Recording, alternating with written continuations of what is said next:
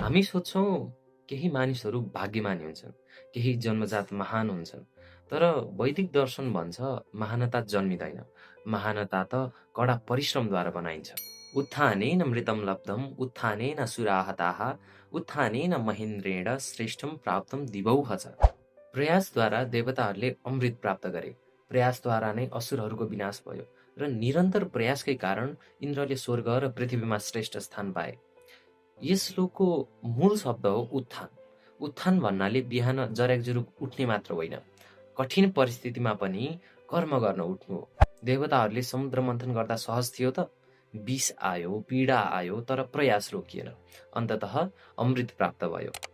एउटा विद्यार्थीलाई सोचौ है त, परीक्षामा सधैँ उत्तीर्ण हुने विद्यार्थी के सधैँ तेजस्वी र जीवनमा सफल हुन्छ त? होइन। निरन्तर अभ्यास गर्ने, बारम्बार असफल भएर पनि नहार्ने विद्यार्थी नै जीवनमा सफल हुन्छ। किसानले आज बिउ छरेको हुन्छ, तर भोलिको फलको अपेक्षा गरेको हुँदैन। उसले माटोमा पसिना हाल्छ, समय दिन्छ, त्यसपछि मात्र अन्न फल्छ।